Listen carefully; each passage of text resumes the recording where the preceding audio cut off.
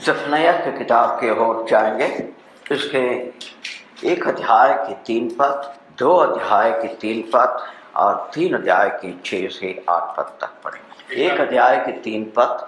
मैं मनुष्य और पशु दोनों का अंत करूंगा। मैं आकाश के पक्षियों और समुद्र के का और दुष्टों के समेत उनकी रखी हुई ठोकरों के कारण का भी अंत कर दूंगा। मैं मनुष्य जाति भी पृथ्वी पर से नाश कर डालूंगा। यहोवा की यह वाणी है। 2 अध्याय 3 पद। हे पृथ्वी के सब नम्र लोगों, हे यहोवा के नियमों के मानने वालों, उसको ढूंढते रहो, धार्मिकता को खोजो, अमृता को ढूंढो, संभव है यहोवा की। 3 अध्याय की 6 से 8 पद। मैंने जातियों को यहाँ तक नाश किया कि उसके होने वाले गुम्मट उजड़ गए। मैंने उन सड़कों को यहाँ तक शून्य किया कि कोई उन पर नहीं चलता।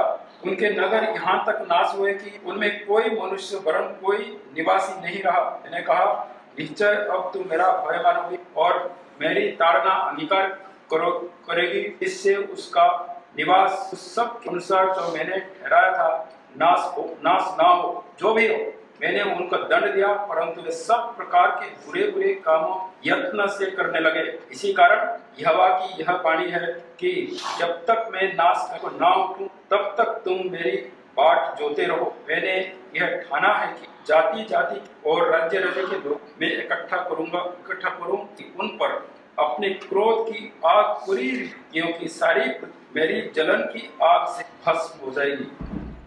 हमने 1 अध्याय के 3 पद में लिखी हुई बातों के बारे में देख रहे थे। जैसे हमने शुरू से देखते आ रहे, परमेश्वर के लोग, परमेश्वर के शहर, परमेश्वर के राज्य, इनके ऊपर परमेश्वर न्याय करने वाला है, क्योंकि इनकी जीवन अनाज्ञाकारिता से भरा हुआ थी। और उसी के साथ साथ ये भविष्यवाणी की किताब होने के कारण से भविष्य के बारे में भी बहुत सारी बातें बता, सिर्फ अपने लोग के बारे में नहीं, अपने चुने हुए जगह या अपने लोगों के देश के बारे में सिर्फ नहीं, दूसरे लोगों के बारे में भी और चुने हुए ऐसे लोगों के ऊपर भी परमेश्वर न्याय करने वाला। इस संदर्भ में हमने जो दूसरों के ऊपर जो न्याय करने विषय में पढ़ते हुए पढ़ना शुरू किया। अब जो है हमने 1 अध्याय के 3 पद में परमेश्वर कहते हैं कि हर मनुष्य, हर पशु प्राणी को मैं खत्म कर। इतना ही नहीं, आकाश में उड़ने वाले पक्षियों को भी मैं खत्म कर दूंगा और पानी के अंदर जो चल फिरता है उन मछलियों को भी मैं खत्म, और दुष्ट लोगों के द्वारा जो भी बाधा मनुष्यों के लिए रखा गया है उससे भी मैं हटा दूं। इतना ही नहीं, जो मेरे नाम को महिमा नहीं लेके आता है उन्हें भी इस पृथ्वी के मुख से निकाल दूं। ये परमेश्वर का कहा हुआ बात है 1 अध्याय के 3। अब हम 2 अध्याय के 3 पद को द्वारा पढ़ेंगे। पढ़िए। हे पृथ्वी के सब नम्र लोगों, हे यहोवा के मानने वालों, उसको ढूंढते रहो, धार्मिकता को खोजो, नम्रता को, संभव है यहोवा के क्रोध के छिप सको। इस पद के बारे में हमने देखने के लिए शुरू किए थे। यहाँ पर लिखा है कि इस पृथ्वी में जो नम्र लोग हैं उनसे कुछ सलाह, उनके लिए कुछ सलाह दिया जाता। परमेश्वर क्या कहते हैं, जो आप लोग नम्र हैं, इस बात को ध्यान में रखो, जो न्याय आने वाला उस समय पर जो परिस्थिति होगा और उस परिस्थिति में आप अपने नम्रता को भी खोज और आप ऐसे काम कर सकते हैं जो मेरे नजर में स्वीकार्य नहीं। इसीलिए उनके ऊपर परमेश्वर अपने अनुग्रह के द्वारा ये चेतावनी उनके दे कह रहे हैं कि प्रभु को ढूंढो, परमेश्वर को ढूंढो। मतलब ये नहीं है परमेश्वर कहाँ है करके बत्ती लेकर के ढूंढना नहीं, परमेश्वर के विषयों के बारे में तुम मन की इच्छा रख करके उसके पीछे लग जाओ, क्योंकि पृथ्वी में बहुत से ऐसे लोग होंगे जो सच्चा परमेश्वर के कार्यों को पहचानते हैं, मानते। उन दिनों में ऐसे परिस्थिति होगा, ये लोग सच्चा परमेश्वर को मानेंगे, मगर उनकी जीवन आसान तरीका से गुजर नहीं सकता। इसीलिए जो परमेश्वर न्याय करने वाला है उसको खोजो। तो अपने दिल में तुम्हें जो जीवित परमेश्वर एक है, सृष्टिकर्ता एक है करके तुम लोगों ने जो विश्वास किया उसे पकड़ कर रखो, क्योंकि वही न्याय करने वाला। इसीलिए आप लोग सिर्फ परमेश्वर के बाद क्या है करके खोजना सिर्फ नहीं, उनकी धार्मिकता को भी और उसके साथ साथ में नम्र रहने का तरीका को भी खोजो। आप अभी सोचेंगे, जब नम्र लोगों के लिए संदेश दिया है तो फिर क्यों कह रहे हैं कि नम्रता को खोजो? परमेश्वर खुद कह रहे हैं कि पृथ्वी में हुए नम्र लोग। इस बात को हम थोड़ा ध्यान से विचार करना। जब प्रभु ने कहा सीक द लॉर्ड, प्रभु परमेश्वर को खोजो, इसका मतलब आपने अब तक जिस तरीका से अपने जीवन को चला करके आए, परमेश्वर के भय में अपने जीवन को चलाए हैं, अभी उनकी न्याय को भी तुम्हें समझना अवश्य है। और उनके न्याय के बारे में जानकारी कहाँ से मिलेगी? उनके वचन से लेकर, और उसके ऊपर आप अपने ध्यान को देकर उसके अनुसार जीवना। अब हमारे इस वर्तमान के लोगों को ले, पहले हम लोग जो प्रकाशित किए हुए इस परमेश्वर को वचन को हाथ में लेकर के जाते थे, आते घर में भी उसको प्रयोग करते। अभी आस्ते आस्ते इस वचन से भरी हुई इस किताब कितना प्रयोग करते हैं। एक छोटी सी यंत्र है, उसको हम प्रयोग करते, और आस्ते आस्ते इसके द्वारा जो हमें मिलता था उसको भी उन दिनों में बंद किया जा सकता है। इसीलिए वो कह रहा है कि परमेश्वर के वचन में लिखे हुए न्याय के बारे में खोजते रहो और उसी के अनुसार आप अपने जीवन को चलाओ। और धार्मिकता को खोजो, मतलब अपनी खुद की धार्मिकता को तुम मत, परमेश्वर की धार्मिकता क्या? परमेश्वर ने मनुष्यों के लिए मसीह यीशु को बलिदान के रूप में दिए, उनके प्रभु के रूप में आज घोषित करके उनके जीवन की दाता बनाकर रखे हैं, जो आने वाले दिनों की न्याय करता है, उनकी धार्मिकता के बारे में आप। इसीलिए प्रभु यीशु कृष्ण ने कहा इस पृथ्वी में होने के समय पर सबसे पहला परमेश्वर के राज्य की खोज और उनकी धार्मिकता को खोज।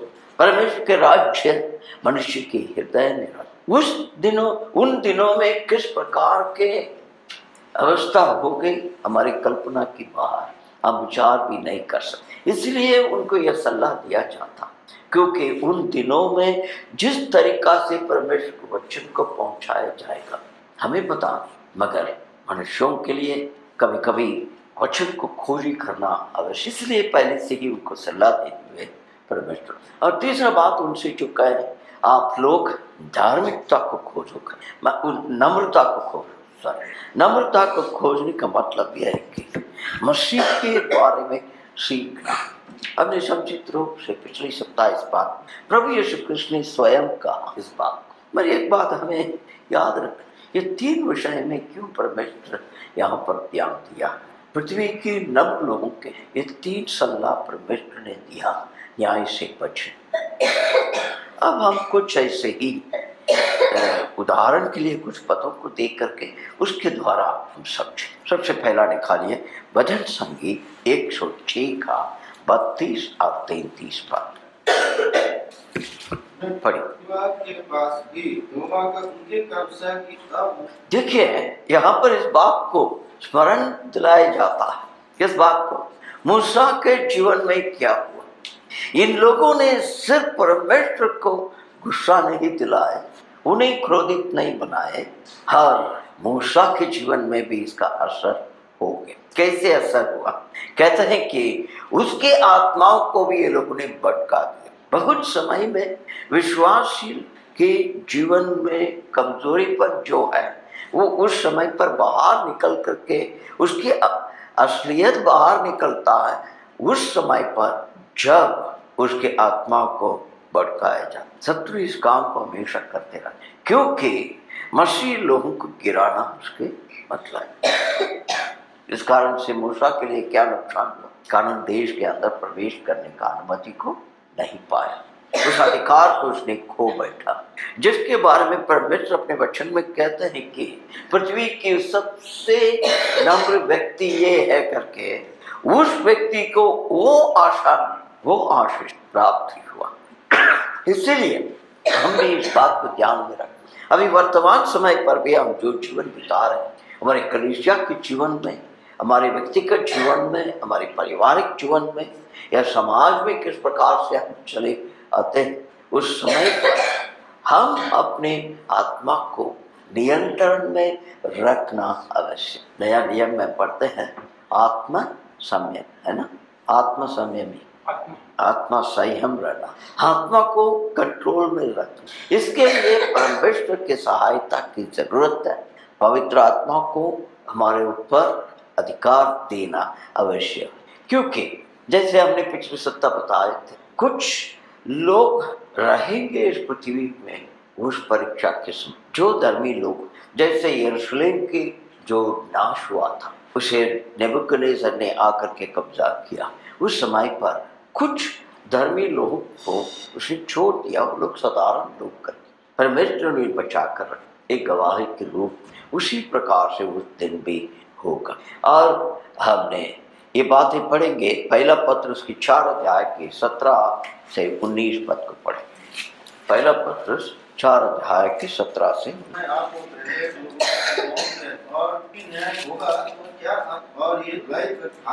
कहा जाता है कि परमेश्वर के न्याय उनके कराने से शुरू होगा, मतलब उनके अपने लोगों से शुरू होगा न्याय।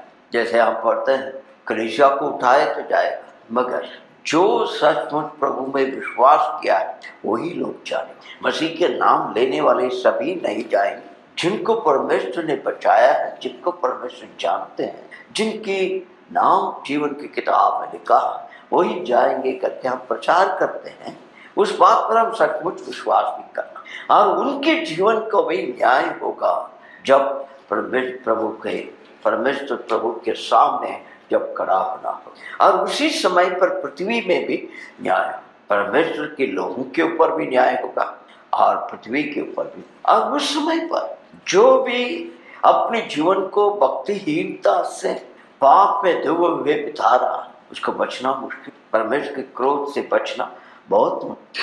इसलिए वो सलाह दे रहा है अभी विश्वासियों को, जो लोग परमेश्वर की इच्छा को पूरा करने के लिए संकट से गुजर रहे हैं, दुख उठाना पड़ता है, अपने आत्मा को उनके भरोसे में रखो जो तुम्हारा रक्षक है, जो विश्वास योग्य सृष्टि करता है, और आपके लिए जो मसीह के इच्छा के अनुसार भला काम करते जाना है, उसको करना मत।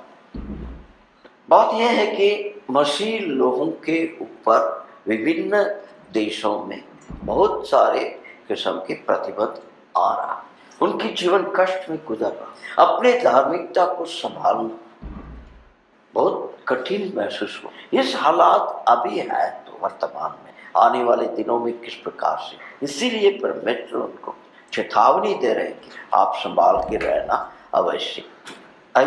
याकूब की पत्री 1 अध्याय की 21 और 22 पद को पढ़ें।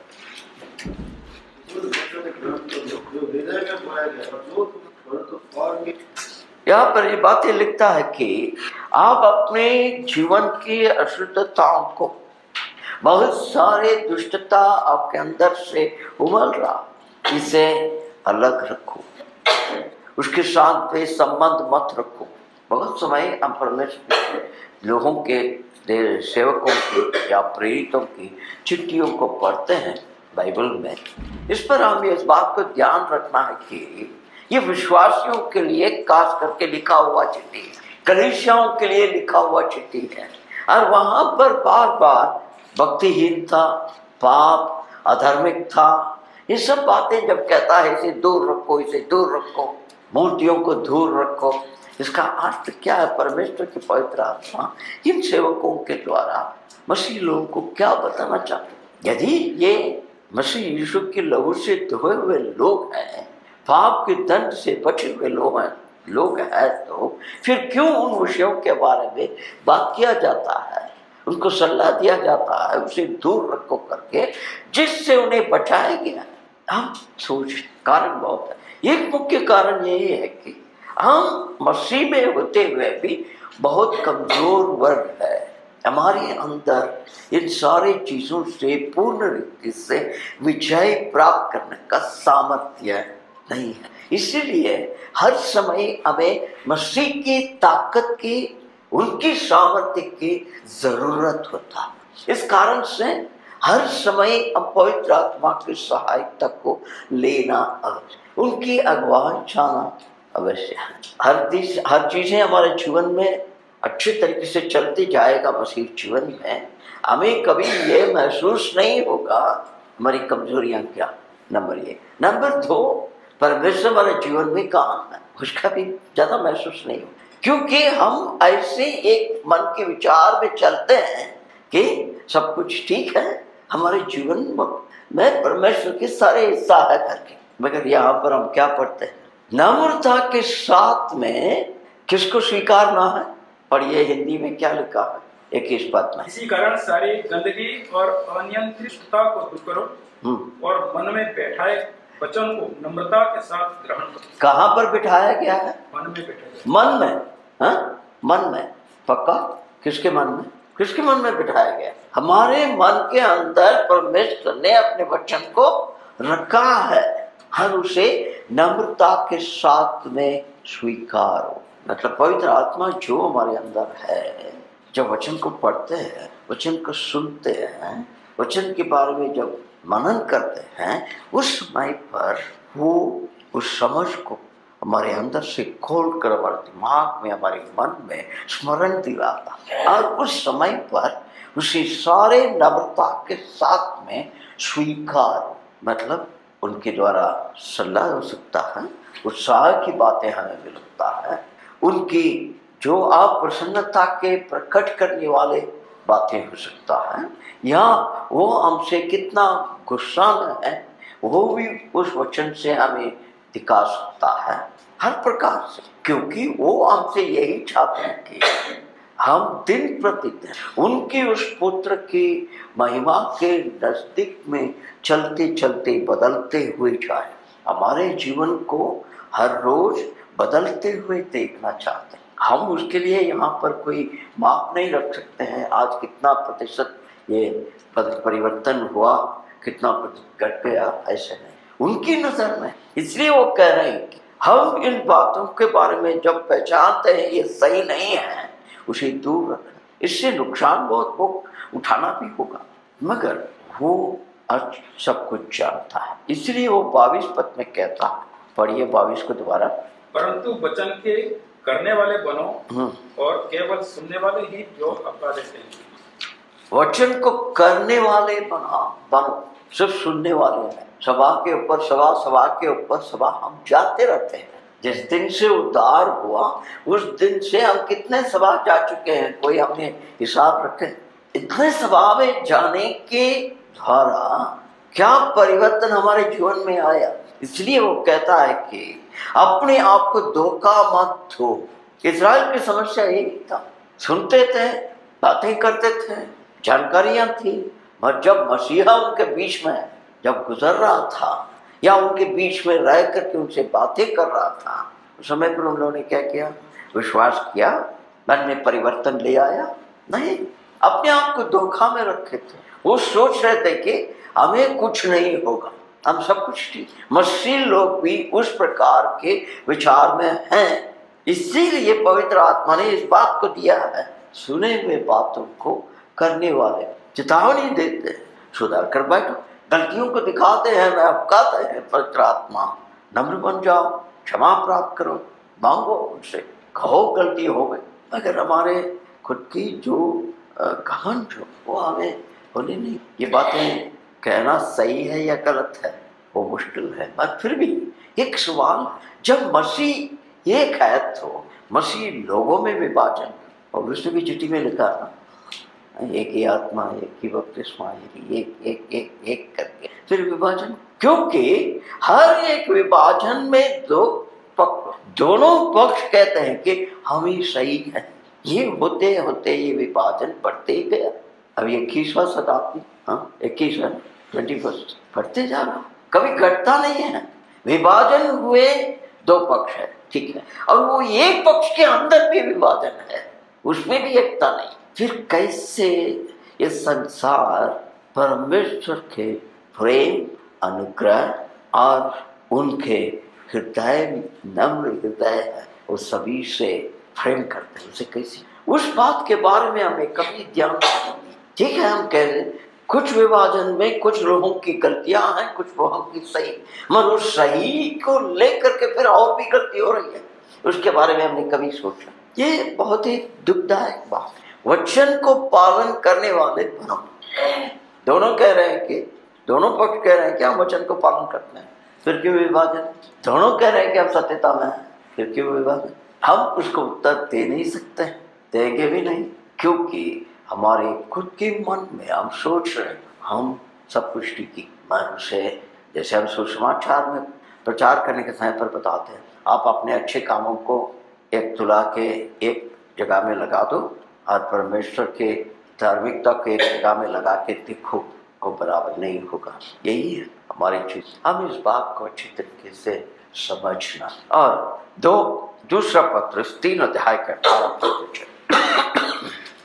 3 अध्याय का 18 पद, 18 पद में लिखा है, ग्रो इन ग्रेस, अनुग्रह में बढ़ते जाओ। किसके अनुग्रह में? परमेश्वर के अनुग्रह में बढ़ते जाओ और हमारे उद्धारकर्ता प्रभु यीशु क्रिस्त के ज्ञान में भी बढ़ते। पिछले सप्ताह जब मैं गंतोक में था, वहाँ के सभा में एक सवाल मैंने पहले दिन किया, हम बाइबल क्यों पढ़ना? हाँ, बहुत सारे उत्तर आए, मगर मुझे इतना याद नहीं है। हमारी एक व्यक्ति है जो उस मीटिंग में था, किसी ने कौन ऐसे जवाब दिया मुझे याद नहीं है, क्यों दिया है क्या नहीं दिया वो भी याद नहीं है। परमेश्वर के बारे में हमें जानना है, इसी के लिए हमें बाइबल को पढ़ना। जो भी कारण बताए सब कारण सही है, मगर सबसे मुख्य बात यह है, प्रेरित लोग हमसे यही चाहते हैं कि हम मसीह के बारे में जाने, परमेश्वर के अनुग्रह में बढ़ते जाओ। मतलब नम्रता को खोज करो, जितने नम्र बनोगे उतना ही उनके अनुग्रह में आप अपने जीवन को चला सकते हैं। क्योंकि परमेश्वर के न्याय में पढ़ना जो है बहुत खतरनाक बात है। प्रभु के हाथ जब तक हमारे ऊपर रहेंगे तब तक सब कुछ सुरक्षित, मगर उनके हाथ एक बार हट गया तो बाद में समस्या शुरू हो जाएगी। निकालिए भजन संगीत 31 का 20 पद पढ़िए, 20 पद को 31 का। तू उन्हें दर्शन देने के गुप्त स्थान में मनुष्यों की बुरी गोष्ठी गुप्त रखेगा, तू अपने मंडप में झगड़े रगड़े से छिपा रखेगा। दोबारा पढ़िए। तू उन्हें दर्शन देने के गुप्त स्थान में बुरी गुप्त रखेगा, तू उनको अपने मंडप में झगड़े रगड़े से छिपा रखेगा। नेपाली बाइबल में के लेखेको छ? तपाईले उनीहरूलाई आफ्नो उपस्थितिको गुप्त स्थानभित्र घमण्ड देखिन्छ। तपाईले उनीहरूलाई एउटा मण्डपभित्र झिब्राहरूको झगडादेखि टाढामा गुप्त रीति। दो बातें हैं। एक है मनुष्य के घमंड से आप उन्हें छुपा के रखोगे, आपकी उपस्थिति की गुप्त जो स्थान है वहां पर आप उन्हें छुपा के रखोगे। क्यों? मनुष्य के घमंड से बचाने के लिए। मतलब हमारा भी तो घमंड है। कहने का मतलब यह है कि हमें अपने आप से भी वो बचाना चाहते हैं। You want to save us from ourselves? हमारे अंदर घमंड बहुत है। और दूसरा, और उन्हें जुबान के द्वारा जो झगड़ा, विभिन्न किस्म के तर्क वितर्क जो उत्पन्न होता है उस सबसे आप दूर रखो। आपने इस भजन संगीत को बहुत बार पढ़े होंगे, मगर इसको इस पद को अलग निकाल करके देखने से उसकी गंभीरता कितने प्रभावशाली होकर के हमारे सामने। मसीह का होना मतलब यह ऐसे दो चीजों से हमें छुपा कर रखना चाहिए। ये दोनों जो है बहुत नुकसान को लेकर आता है। मैं यहाँ से कह सकता हूँ, फिर भी समय समय में खुद की घमंड कितना प्रभावशाली से काम कर मेरे जीवन में भी है, आपके जीवन में मसीह में होंगे। इन खतराओं से बचा कर रखता है। कितने अनुग्रहकारी है परमेश्वर। इसीलिए याकूब ने चिट्ठी में लिखा, उनके अनुग्रह में बढ़ते। भजन संगीत 91 का 1 पद। ये भी बहुत है, हम लोग साधारण तरीके से बहुत से लोग बोलते पद को बोलते ही बोल सकते हैं। उसमें क्या लिखा पढ़िए। नेपाली 91 का 1। जो परम प्रधान को गुप्त स्थान में वास गर्छ उनीमानको छायामा रहे। यहाँ पर अंग्रेजी में लिखा है, He who dwells in the secret place of the Most High shall rest under the shadow of the almighty, मतलब उनकी छाया के नीचे आराम मतलब विश्राम पाएंगे हर प्रकार के हलचल से, उनकी गुप्त जगह में रहना। जब प्रभु यीशु क्रिस्त ने अपने पिताजी से प्रार्थना करने के समय पर क्रूस पर जाने के पहले प्रार्थना करते हैं, यूहन्ना के सुसमाचार में लिखा, वहां पर कहते हैं, पिताजी जिनको आपने मेरे हाथ में दिया, मतलब परमेश्वर ने पहले से ही अपने ज्ञान में अपने लोग कौन है करके जानते हैं, उन्हें मसीह के हाथ में दिए और ये कह रहे हैं कि उन्हें मैं सुरक्षित रखा हूं, अब मैं उन्हें आपके हाथों में दी। अब इस प्रकार से सुरक्षित रखने की योजना बना करके उन्हें अपने ज्ञान से चुनकर जो परमेश्वर ने रखे हैं, वो लोग कितना भरोसा करना चाहिए उनकी कही हुई ऐसी बातों, उनकी बताए हुए सलाह पर कितना भरोसा करना चाहिए। विशाल नीति वचन 18 अध्याय 10 पर, जो यहोवा के पास दौड़कर जाएगा वही सुरक्षा पाएगा। किससे? दुष्टताओं से। हमारे हाथों को हालात हैं और उस हालातों को सहायता लेकर के हमारे आत्मा के शत्रु ने अधार्मिकता करने में मजबूर कराएगा, हमारे जीवन में नुकसान ले आने के लिए कोशिश। इसीलिए हर समय उन्हीं के पास में दौड़कर जाना, वो एक बिल्कुल एक मजबूती दरारा के समान tower, is a strong tower. पुराने ज़माने में उन इलाकाओं में बड़ा बड़ा जो टावर बनाते, क्योंकि जब जंग होता है, शत्रु लोग आक्रमण करने के लिए आते, साधारण लोगों को उधर अंदर ले जाकर छुपा के रख, ताकि वो लोग कैद नहीं, और बाकी सैनिक लोग जो है वो तो लड़ाई करेंगे शत्रु को विजय प्राप्त करने के लिए, शत्रु को भगाने के, मगर साधारण लोग उन्हें बचाना चाहिए। उनकी सुरक्षा उस टावर के अंदर, उसके अंदर जाना मुश्किल। इस प्रकार से हम बलहीन लोग हैं इस संसार को सामना करने में, हमारे आत्मा के शत्रु के सारी युक्तियों से बचने का सामर्थ्य हमारे अंदर नहीं। इसीलिए हर समय उन्हीं के पास में दौड़ना है जो हमारा आत्मा का दाता है, यही सलाह वो देता है। अब जाइए 3 अध्याय के 6 से 8 पद तक पढ़िए। मैंने जातियों को यहाँ तक नाश किया कि उनके होने वाले गुम्मट उजड़ गए। मैंने उनको यहाँ तक शून्य किया, कोई उन पर नहीं चलता। उनके नगर यहाँ तक नाश हुए, उनमें कोई मनुष्य वरन निवासी नहीं रहा। मैंने कहा, निश्चय अब तू मेरा भय मानोगे और मेरी ताड़ना अंगीकार करेगी, इससे उनका निवास संसार जो ठहराया था नाश ना हो। जो भी हो, मैंने उनको दिया, परंतु वे इस प्रकार के बुरे बुरे काम यत्न से करने लगे। इस कारण यहोवा की यह वाणी है कि जब तक मैं नाश करने पर ना हो, तब तक तुम मेरी बाट जोते रहो। मैंने यह ठाना है कि जाति जाति के और राज्य लोगों को मैं इकट्ठा करूंगा कि उन पर अपने क्रोध की आग भड़काऊं, क्योंकि सारी मेरी जलन की आग से। यहाँ पर परमेश्वर 6 पद में कहते हैं, मैंने सारे जातियों को ऊपर न्याय करने वाला, मैंने उन्हें काट दिया, मतलब उन्हें इस पृथ्वी पर जीने का हक से मैंने निकाल दिया, और उनकी सुरक्षा के हर माध्यम जो भी था, हर चीज़ों को मैंने खत्म कर दिया, और उनके सड़कों को भी मैंने नष्ट कर दिया, ताकर उस पर कोई नहीं चले, और उनके शहर उसे मैंने व्यर्थ कर, और उसके अंदर कोई मनुष्य नहीं होगा, और वहाँ पर रहने वाला भी। इसको आत्मिक रीति से जब कानान देश में इस्राएल को परमेश्वर ने लेके आए, बहुत सारे देशों को उनकी नज़र से परमेश्वर ने मिटाया, उन जातियों को रहने के लिए नहीं दिया, बिल्कुल बच्चे से लेकर के सभी लोगों को खत्म कर। उसके बाद में उसे उनका हाथ में जब दिया तो उनको बहुत कुछ सलाह दी।